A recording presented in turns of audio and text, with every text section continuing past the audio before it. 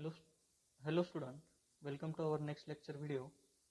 In this lecture, we will start remaining content of mixing and homogenization chapter. Already we finished the content of this chapter, but the remaining content which are discussed in this lecture.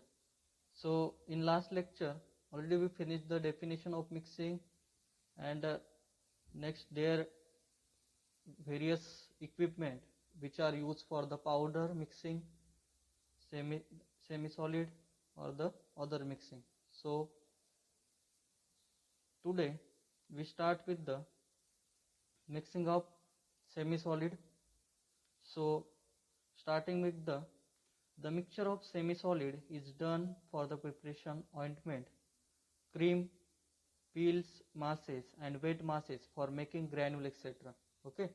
तर जे mixture आहे semi solid ते आपण कशासाठी बनवतो, किसके लिए बनाते हैं आप, कि ऑइंटमेंट, क्रीम और पिल्स और जो वेट मास है और ग्रैन्यूल है उनको बनाने के लिए आप क्या करते हैं, ये semi solid preparation dosage form उसमें प्रिपेयर करते हैं. तो equipment use for the mixing of semi solid in case the quality is light the following equipment are used. So in large quality or the quantities for the mixing we use the three important or the mix equipment, that is the triple roller mill, agitator mixer and planetary mixer. Okay, those three mixer are used. So all mixers will be discussed in the brief. First is the triple roller mixer. So what is triple roller mixer? Triple roller mixer क्या है? तो starting with the construction.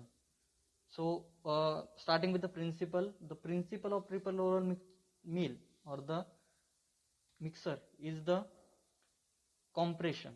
So due to the compression principle they are work. So starting with the construction. So what is the construction of the triple roller mill or the mixer?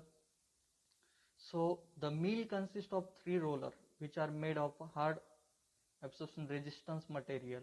Okay, so is mill के जो तीन roller रहते हैं उसमें तीन roller दिए, वो एक तो मेटल के बने होंगे और दूसरा मटेरियल जो है एब्रेशन रेजिस्टेंस मटेरियल उसके बने होंगे. So the roller are arranged in a such a way that they come very close to each other. Okay, so next the roller are rotate at the different rate of speed. हे roller जे आहेत हे different स्पीडला काय होतात, rotate होतात. So त्या स्पीडला rotate झाल्यानंतर जे रोलरचा जो गॅप आहे त्या दोघांचाही गॅप काय आहे, तुमचा क्लोज गॅप आहे. डिपेंडिंग ऑन युअर मिक्सिंग और द साइज, तुम्हाला कोणत्या साइजचे और आपको किस साइज के पार्टिकल्स चाहिए उससे उस पे डिपेंड है कि आपका जो तीनों रोलर का जो उसमें गैप है, ओके, वो एडजस्ट करना पड़ता है आपको. The material coming between the roller is crush depending on the gap between them. Okay, पहले ही पॉइंट बताया मैंने कि जो गैप है उन तीनों रोलर के बीच का, उस पे डिपेंड रहता है कि आपका मटेरियल कितना क्रश होगा, साइज कितनी होगी उसके. Okay, difference in the rate of the movement of the surface of two surface. Okay, this is the construction of triple roller mill. So next starting with the working. So there is a figure of triple roller mill. ये तीनों जो roller है, roller 1 2 3, okay, वो situated है. इधर दूसरा diagram जो दिया है उसमें आपको रोलर दिए, बराबर, उसमें पूरा इंस्ट्रूमेंट दिया है. एक होपर रहता है ऊपर, नीचे की तरफ एक स्क्रैप रहता है. स्क्रैप किसके लिए, जो अपना मटेरियल है, पूरा मटेरियल जब उस पे कंप्रेस होगा, कंप्रेस होने के बाद पूरा मटेरियल आपको क्या करना है, रोलर का मटेरियल पूरा वो स्क्रैप करके लेना है. स्क्रैप करके आपको रिसीवर में डालना है सब मटेरियल. ओके, सो कंस्ट्रक्शन हो गया आपका. Next is a working. So as shown in the figure the material after passing through hopper comes between roller 1 and 2. Okay, जो मटेरियल आपने होपर से डाला है वो पहले किस होपर में जाएगा और किस रोटर में जाएगा, पहले जाएगा फर्स्ट एंड सेकंड रोलर के गैप में, बराबर. पहले फर्स्ट और सेकंड रोलर के गैप में जाएगा। उसके बाद क्या होगा, फिर the gap between roller 2 and 3 is usually less than the between 1 and 2.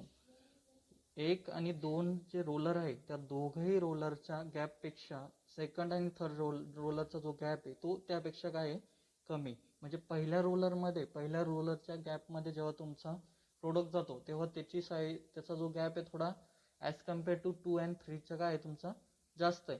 म्हणजे त्या ठिकाणी रिडक्शन झाल्यानंतर, कॉम्प्रेशन झाल्यानंतर नेक्स्ट 3 आणि सेकंड आणि 3 रोलरच्या गॅपमध्ये जातो. मग तो गॅप थोड़ा कमी, कारण की ऑलरेडी जो फर्स्ट और सेकंड में क्या है आपका जो प्रोडक्ट है वो ऑलरेडी क्या हो गया है, रिडक्शन हो गया है. और रिडक्शन और मतलब कॉम्प्रेस हो गया है, मतलब मिक्स हो गया है सब ऑइंटमेंट. और बाद में फिर सेकंड और थर्ड में जाएगा, सेकंड और थर्ड रोलर के गैप में जाएगा, तो ऑलरेडी जो साइज है उसका कम हुआ होगा. तो नेक्स्ट जो सेकंड और थर्ड है उसमें क्या होगा आपका प्रॉपरली जो अप्रोप्रिएट यूनिफॉर्म साइज होना चाहिए और मिक्सिंग होना चाहिए वो होगा. Okay, so the gap between roller second and third is usually less than the between 1 and 3. Further crush and smooth the material or mixture which adheres to the rotor. जो material होगा वो सब अपने उसके roller के ऊपर क्या होगा, stick हुआ होगा. सो वो स्क्रैपर क्या करता है, स्क्रैपर का जो यूज है, स्क्रैपर क्या करता है, ये जो रोलर के पूरे आउटर सरफेस को जो पूरा ऑइंटमेंट और सेमी सॉलिड जो अपना मटेरियल लगा होता है वो क्या स्क्रैप करता है, उसको निकाल लेता है और रिजर्व में डालने का काम क्या करता है, स्क्रैपर करता है. Okay, a scraper is arranged in a such a way that it can remove the mixture material from the roller number 3 and do not allow the material which has not passed between both set of the roller to each scraper. मतलब वो क्या करता है आपका scraper third, उसको पूरा जो material है आपका वो क्या करता है, पूरा मटेरियल निकाल लेता है वहां से और दूसरा मटेरियल पूरा उससे निकाल के रिसीवर में डालने का काम स्क्रैपर करता है. उसके आगे क्या है, यूजेस दिए. So the triple roller mill is very useful for the purpose of mixing of solid powder in ointment base. Solid powder in ointment base उसके लिए होना चाहिए triple roller mill. Next is the agitator mixer. So what is agitator mixer? In agitator mixer there is the semi solid mixing can be carried out in the agitator mixer. Meet for the mixing liquid powder. However, the mixture for semi solid are usually of heavier construction. So agitator mixer is a sigma R mixer. Okay, it is also known as the sigma R mixer.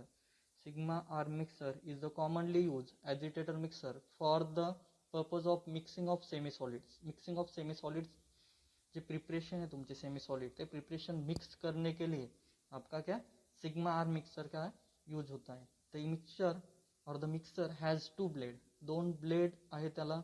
The shape of which resemble the Greek letter that is the sigma. Sigma शेपचा blade असतो. जो blade है agitator mixer का वो sigma shape का रहता है, इस वजह से उसको सिग्मा शेप मिक्सर बोला जाता है. Okay, so the two shape of which assemble the Greek letter that is the sigma. Okay, the two blade move at different speed and towards each other. The blade operate in a mixing vessel which has a double thread shape. Each blade fitted into the tug. The two blade rotate at a different speed.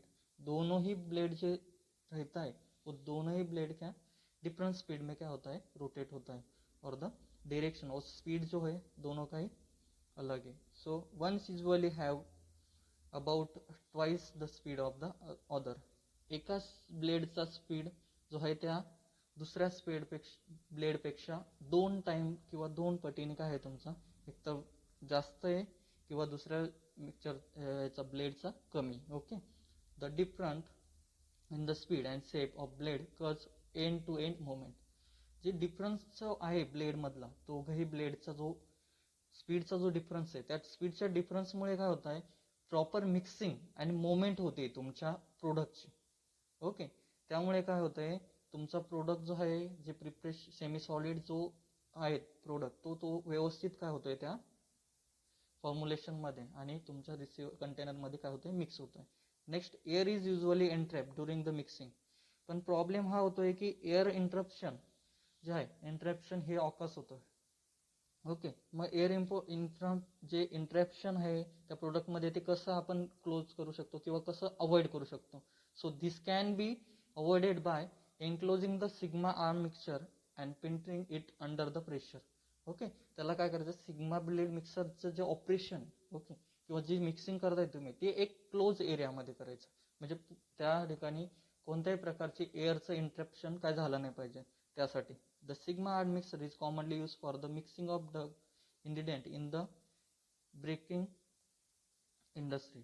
Okay, it is used in the wet granulation process in the manufacturing of tablet. It also used for the mixing powder drug which are ointment based. Okay, ointment based जे आहेत त्याच्यामधले जे तुमचे product आहे त्याच्यासाठी मिक्सिंगसाठी काय केलं जातं, सिग्मा बेड किंवा तुमचं जे ॲजिटेटर मिक्सर. सिग्मा बेड म्हणजे तुमचं ॲजिटेटर मिक्सर काय केलं जातं, यूज केलं जातं. ओके, नेक्स्ट आहे प्लॅनेटरी मिक्सर. ओके, तर प्लॅनेटरी मिक्सरमध्ये प्रिन्सिपल काय याचा, पहिले प्रिन्सिपल बघूया आपण प्लॅनेटरी मिक्सरचा.